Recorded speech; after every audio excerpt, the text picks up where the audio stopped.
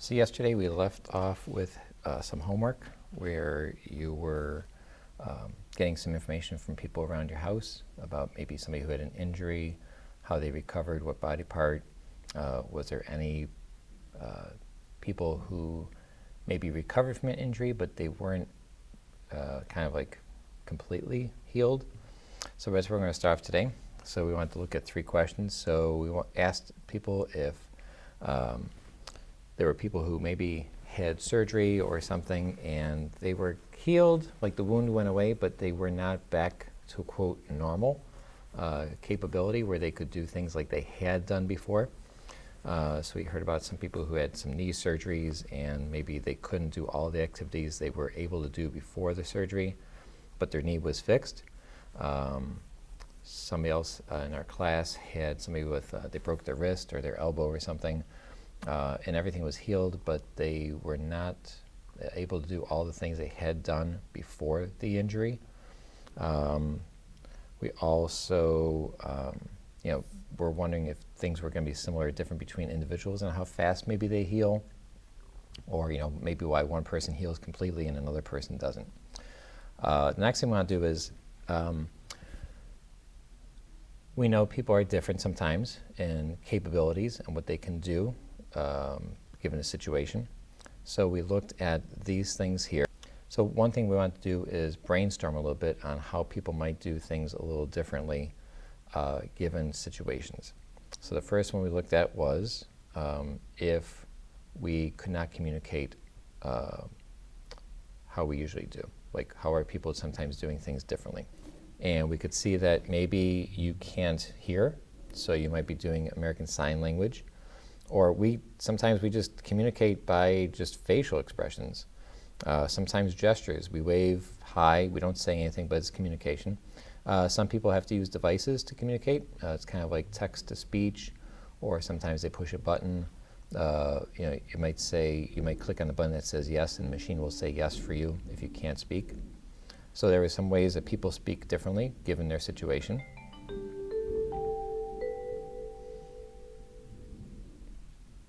We also look at people, how they might perceive differently. And perceiving is how do we use our senses. So our sense of taste, touch, smell, hearing, and touch. I think I got all 5. So we looked at how people might do things differently there. So if you're a person who's visually disabled, you're blind or near blind, you might use a cane or a stick to kind of help you find out where you are. Some people have cochlear implants. Some things in their ear is not working, so they have this device that's bypassing the outside ear and going to the sound inside. Sometimes deaf people have devices at home that kind of read out things for them because they can't hear. Some people have hearing aids. A lot of people have glasses or use magnifiers because they can't see small things or in focus. Blind people can read Braille.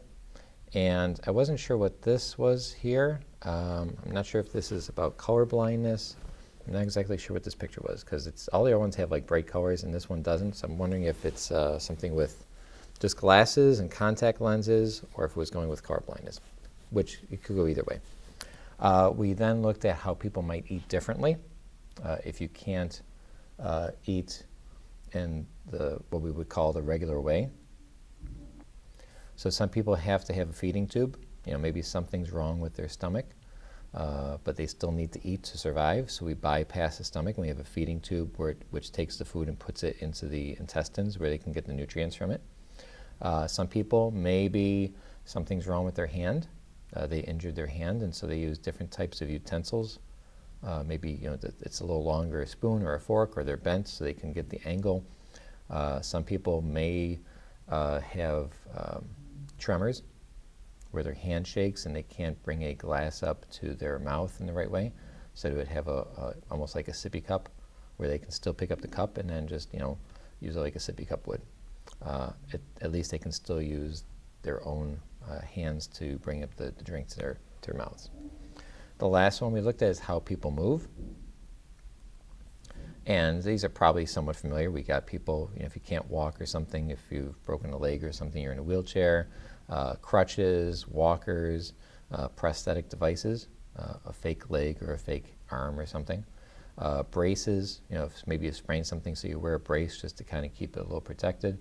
And sometimes people maybe who are paralyzed need to stand up, so they have these devices that can stand them up completely instead of just being in a wheelchair.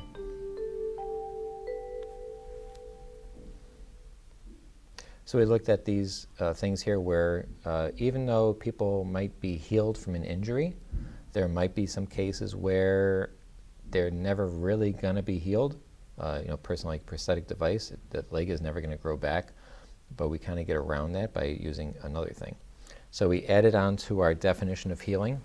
Before we had healing as a process where body repairs and recovers from injury. And we're going to add a little bit onto that where we say, well, healing really is the process where the body repairs and recovers from injury, possibly using medicine or technology. So technology would be a wheelchair, crutches, prosthetic limb, braille, all those types of things where we can get around those injuries and still be able to do what we want to.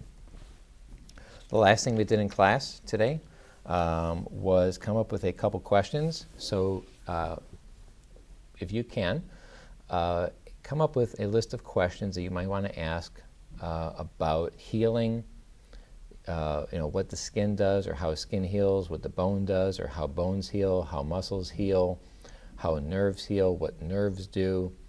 Any of the things we've been talking about, we're just going to come up with our driving question board next. And if you can have some questions to add to it, it would be great.